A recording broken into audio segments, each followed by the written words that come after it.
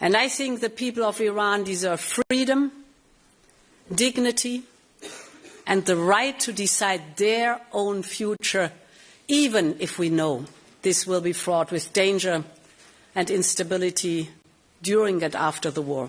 When this regime goes down, we're going to have a new Mideast. We're going to make a ton of money. Nobody will threaten the Straits of Hormuz again. This is my video update on this Monday afternoon, March the 9th, coming to you from Nicosia, Cyprus. Let's talk about some news. And let's start things off with the new supreme leader of Iran, who goes by the name of Khamenei. So this regime change operation has removed, let's go this way, has removed Khamenei to only be replaced with Khamenei. The father was killed, and now the son is the new supreme leader of Iran. The father, who was very much a moderate, has now been replaced by the son, who is described as a hardliner who has seen his father killed, who has seen his wife killed, who has seen his son killed, who has seen his country attacked. This is now the new supreme leader of Iran. And he has received the support of the military and the Revolutionary Guard. They have already issued statements supporting Khamenei. I've seen videos of millions of Iranians today on squares, in the squares of Iran in various cities, in Tehran, the capital, out onto the streets, millions of Iranians showing their support and their approval for the selection of Khamenei. Putin has congratulated Iran on the selection of Khamenei, on their new leadership. So Russia has backed Khamenei, and Israel has said that they are going to kill the new leader of Iran. Israel has issued their statement saying they're going to go after Khamenei. Trump, he is not happy with the selection of Khamenei. He is saying that the new leader will not last long.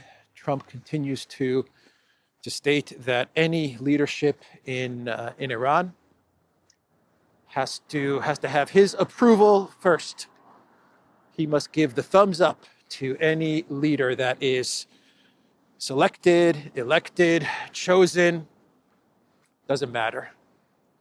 What matters is that Trump gives his approval of any new leader in Iran. That is the type of democracy, the type of government that the United States is bringing to Iran. That is the model of government that the United States wants to bring to Iran through this regime change operation. A model of government where Donald J. Trump must approve the leadership. That's an interesting model of government. I never learned about that model of government when I went to school, but there you have it. The Donald Trump must give the thumbs up to the government, to the leadership. That is an interesting model of rule. Anyway, that is the news with Khamenei. Let's cross over. And now we can talk about, let's go. All right. Let's talk about the price of oil. 100, over 100. I believe it even spiked to 115 But then it went down to about 104, 105. The reason it went down is because the G7, they announced that they will do a joint release of emergency oil reserves. This is what the Financial Times reported, and this Financial Times article that was published led to the price of oil coming down from its high of just a few hours ago, maybe 5-6 hours ago. But still over 100, and I think it's now starting to climb again. But no need to worry, no cause for alarm, because Trump, he is signaling that when the operation is all wrapped up, the price will come down very, very quickly. It's just a short-term increase. Short-term pain for long-term gain. That is the new message from the globalist elite class, the Epstein class. Short-term gain, short-term pain for long-term gain. I'll get to that one in my clown world. But Trump posted on Truth Social, short-term oil prices, which will drop rapidly when the destruction of the Iran nuclear threat is over, is a very small price to pay for the USA and world safety and peace. Only fools would think differently, President DJT. When the destruction of the Iran nuclear threat is over. Is that what this is all about? The destruction of the Iran nuclear threat?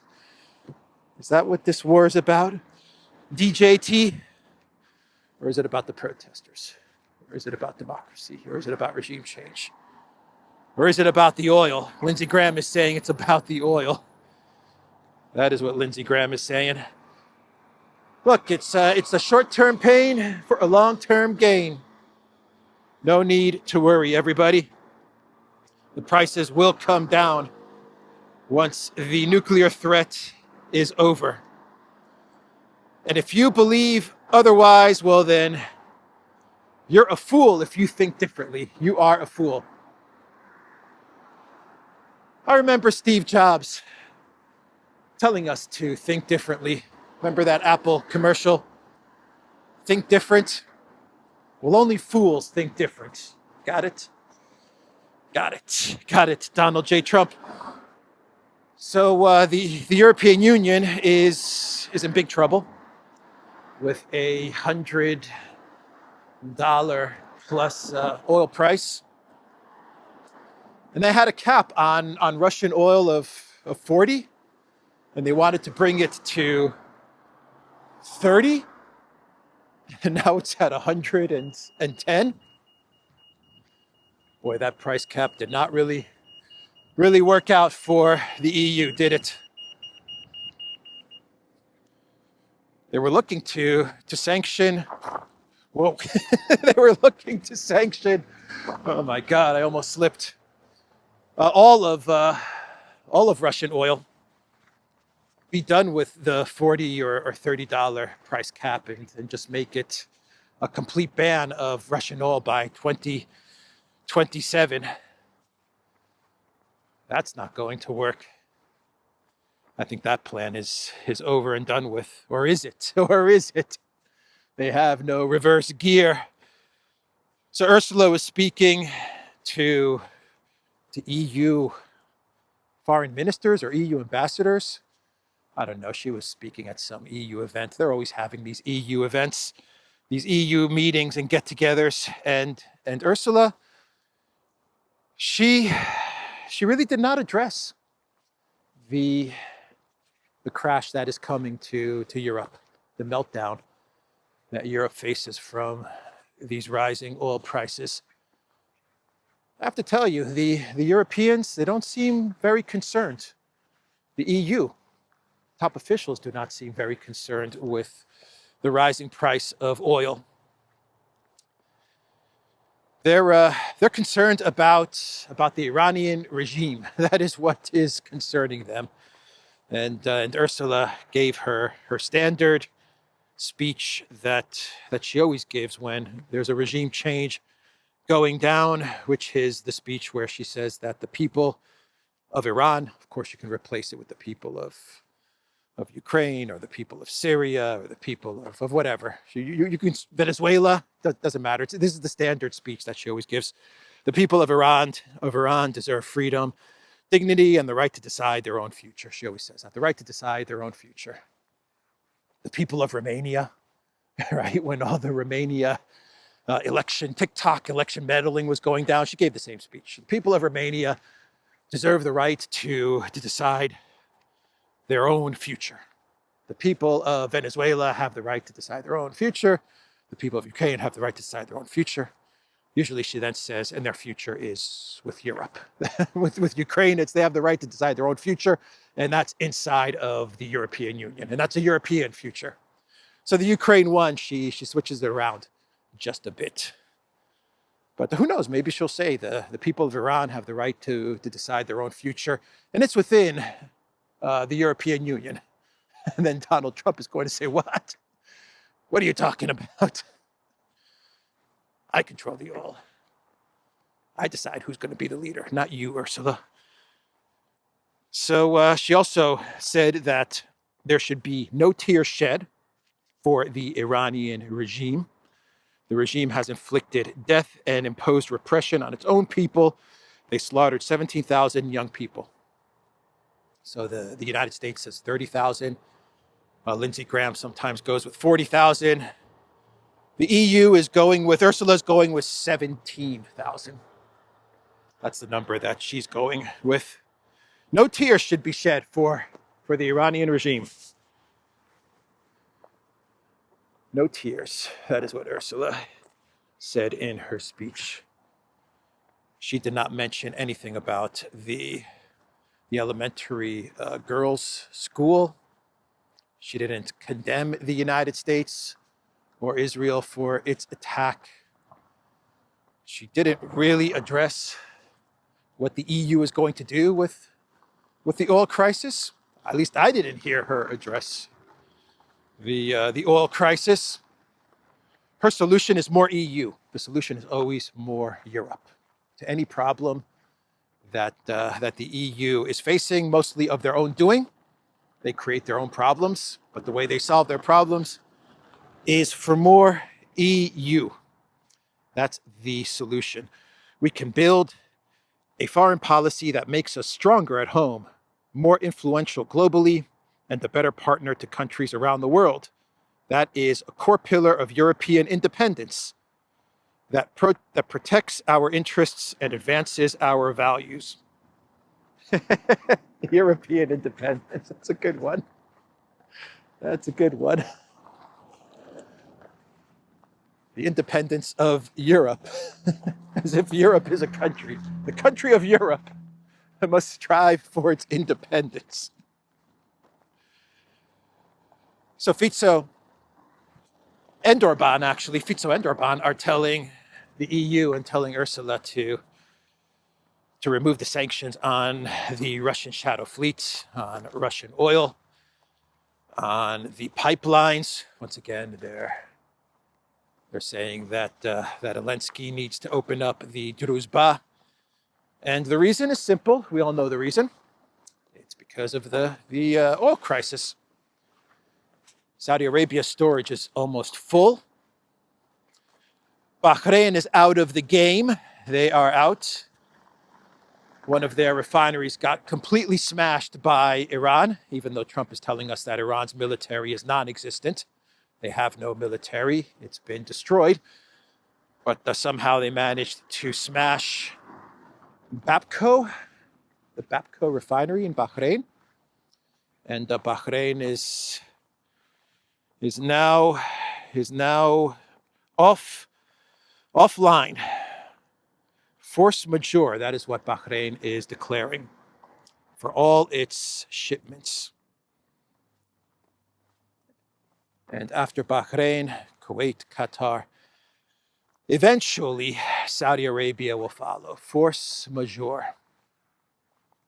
That is what we are going to be seeing in the next 2 to 3 weeks. If this continues, there are rumors that the king of Bahrain has actually fled. I don't know if this is true or if this is some sort of Iranian psyop, because you have a lot of Shia in Bahrain who are very supportive of Iran and very much against the United States and Israel in this war.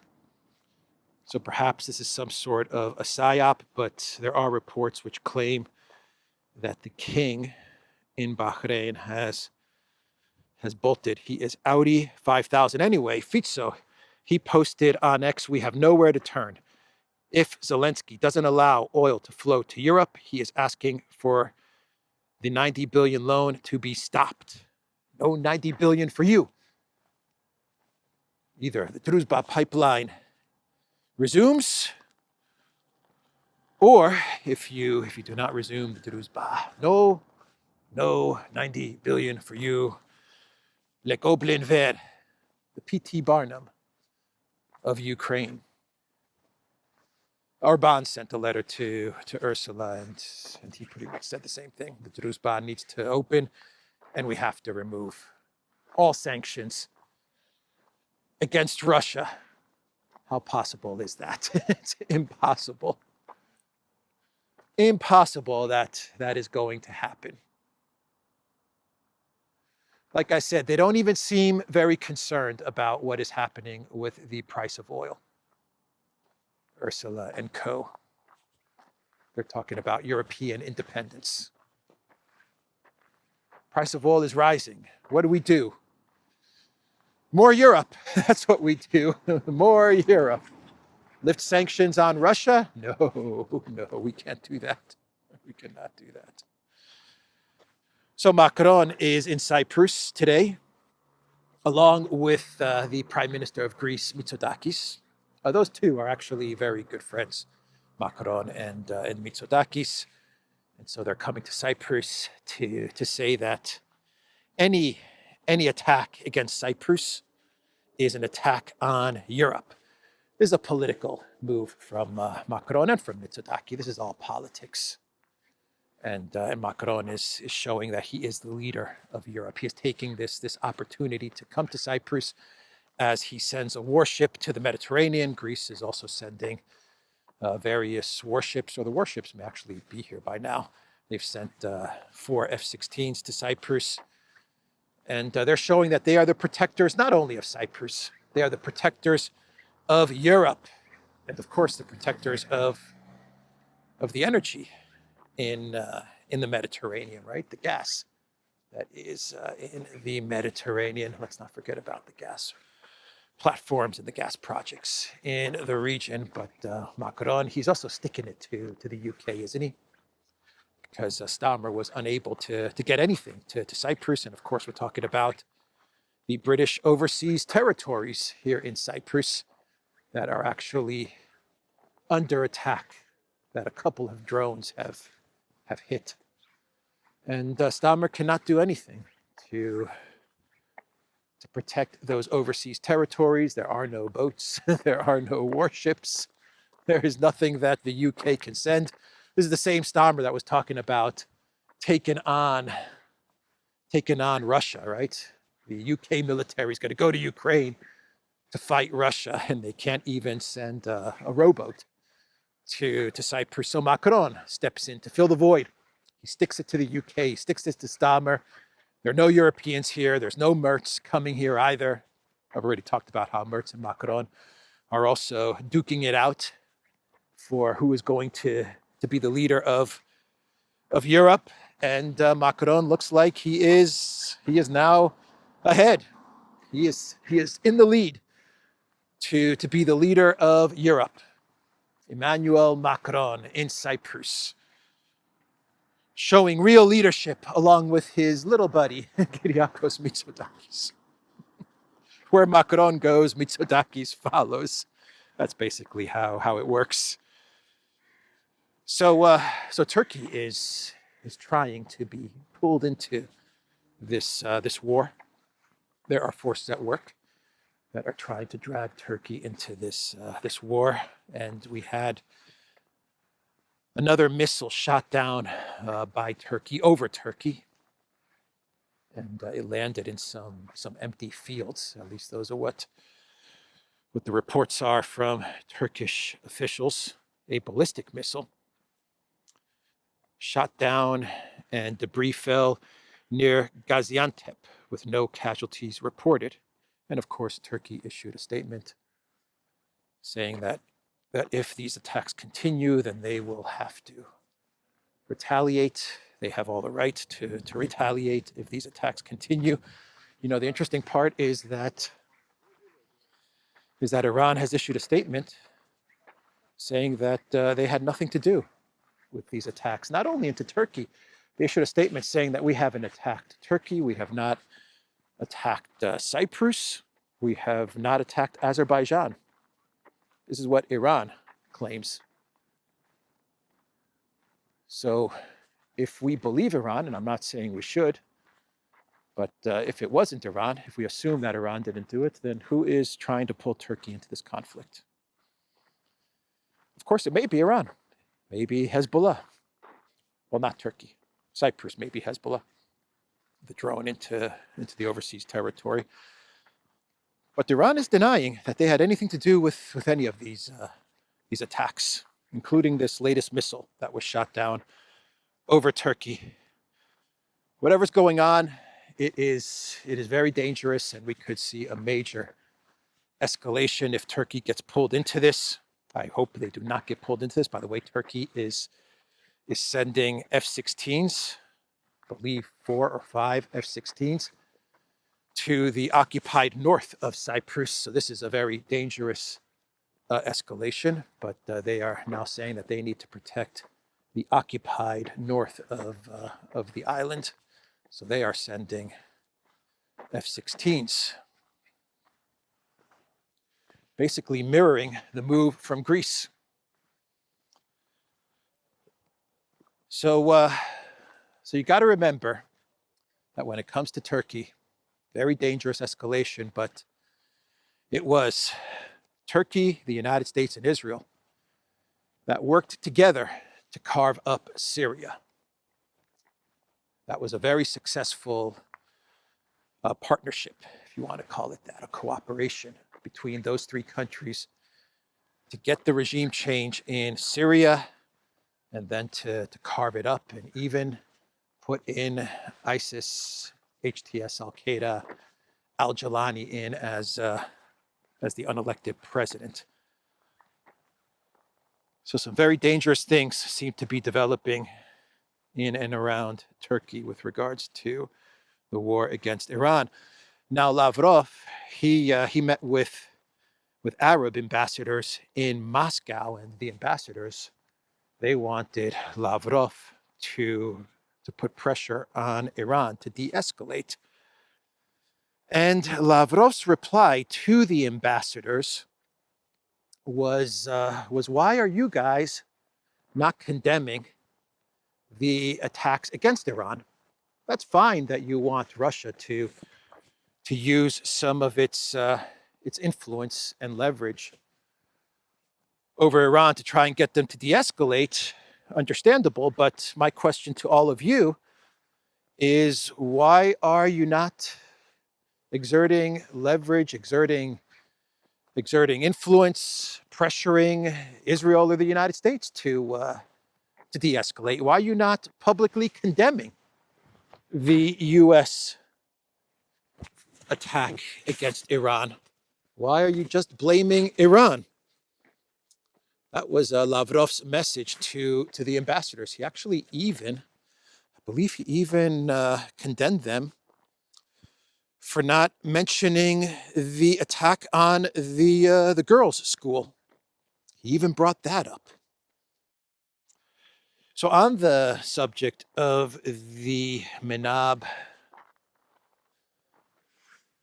strike, which left 170 young schoolgirls dead, we have more reports which appear to verify that the missile was indeed from the United States, and it was a Tomahawk. We actually have a video that was released, and it does appear that this video is authentic. At least we have 3 or 4 different sources in the collective West that have independently verified that this video is legit. Now, it was released yesterday showing a Tomahawk missile, most likely the second Tomahawk strike into the school. And drop site, I believe the New York Times, also Bellingcat, and CBS News, I believe CBS News, but they said this is legit. This looks like a legit video of a Tomahawk hitting the school. Now, what most likely happened is that the first Tomahawk that hit the area, that got the attention of someone with their camera, and then they got the video of the next Tomahawk that hit the area. Now, why was it released yesterday? Why was this not released right away? Well, the analysis is that because of internet blackouts, this was most likely not released right away.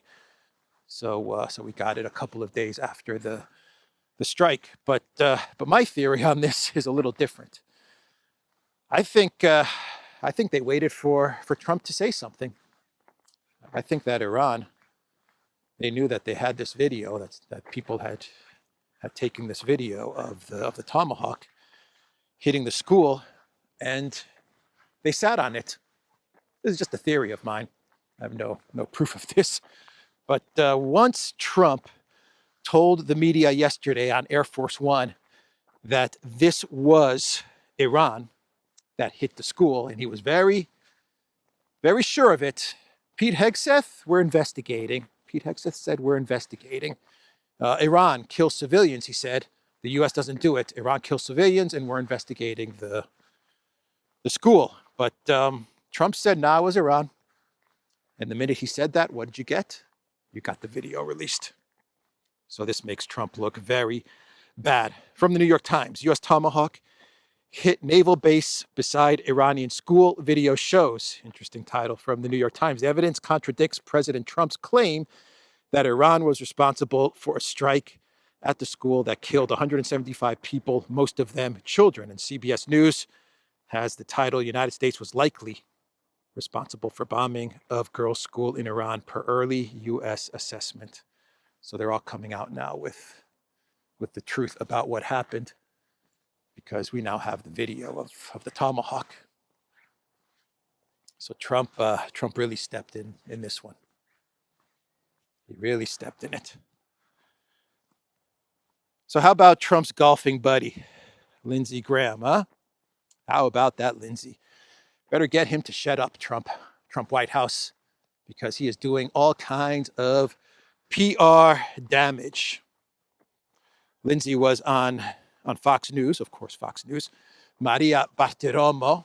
And the interesting part about this video with Maria Bartiromo is not the fact that Graham goes absolutely nuts talking about how Cuba's going down, how Iran is going down, how Trump is going to take everyone down. He's going to take everyone down.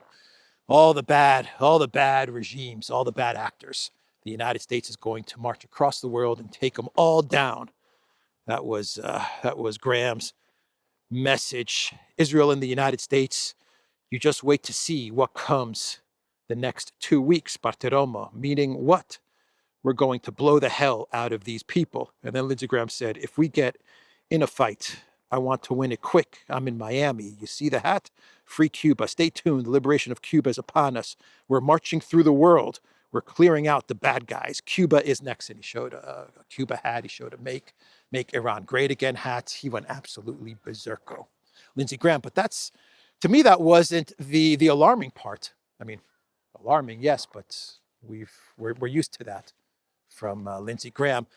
It was Maria Bartiromo laughing at all of this. She wasn't shocked. She wasn't stunned. She didn't ask Graham, what's wrong with you? 175 girls were killed. 1,300 civilians have been killed. This war is going really bad. What's your problem, man? She didn't say that to him. She didn't even look shocked. She was giggling and laughing, egging him on. To me, that was shocking. But that's Lindsey Graham. And Kushner and Witkoff, Trump's golfing buddy, Lindsey Graham, by the way. And Kushner and Witkoff, they were supposed to go to Tel Aviv to meet with Netanyahu. Tuesday, they were supposed to arrive in Tel Aviv. And the story is that, the story that they're trying to feed us, which no one believes, is that the United States is very upset with Israel because Israel went too hard on attacking the oil depots. And the United States is saying that, or they're telling Israel, we don't want you to destroy Iran's oil depots because this is a regime change for the Iranian people, and we want to keep that oil. We don't want to destroy Iran's future revenue for the people, right? Not for them. Oh, by the way, talking about oil, I almost forgot about the most interesting part of another interesting part of Graham's appearance on Fox News is he came out and said that this is about the oil. We're going to take the oil and we're going to get rich. That is what Graham said. Yeah, it is all about the oil, he said. Quite an admission from Lindsey Graham, huh? It's all about the oil. You know, one thing I realized in 2013 when we had the EU bank robbery here in Cyprus, I also realized this about the coup and everything that was going on there. Yeah, there's all kinds of geopolitical stuff going on and foreign policy stuff and all of these things that is definitely happening behind the scenes when you're talking about war or some of these the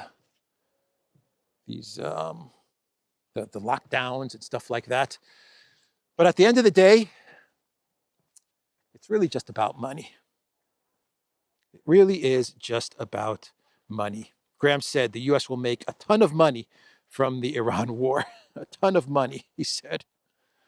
And then he talked about how the Middle East and Iran, it's going to be a good investment and all of that stuff. He said the same thing about Ukraine, by the way. He said the same exact thing about Ukraine. That's why there's a lot of 2D chess and 3D chess and 4D chess and all kinds of geopolitical things that are happening with these wars. But it really is about money. It's just a bunch of assholes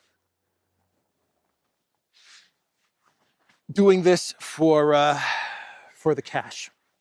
In this case, for the oil. Look at Venezuela.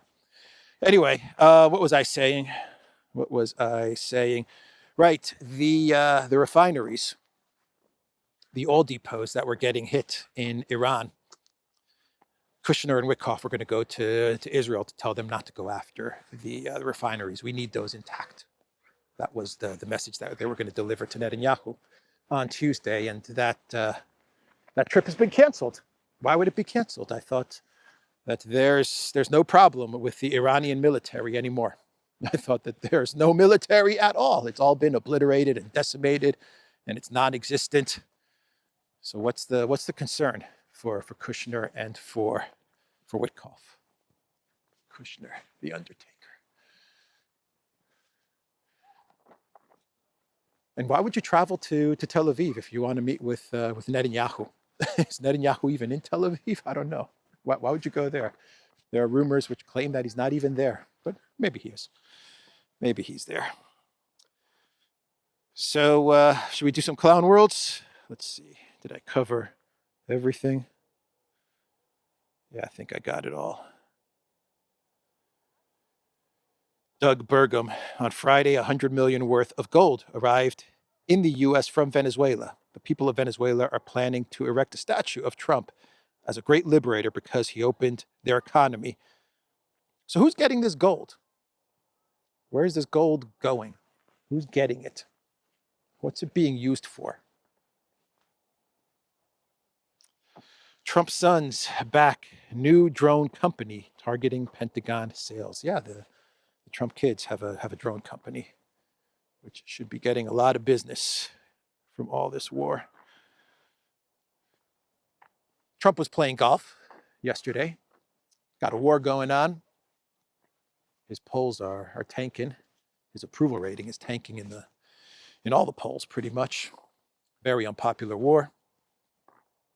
And the right time to go play golf, I guess. So that's what Trump was doing yesterday, playing golf.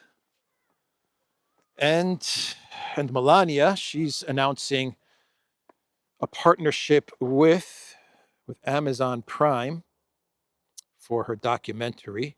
Exciting news. As planned, my new film, Melania, is launching on Prime following its record-breaking theatrical run.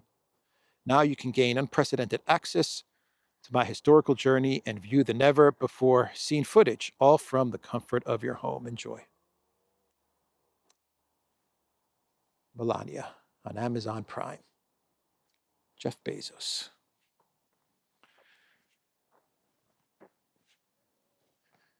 Jeff Bezos, Amazon.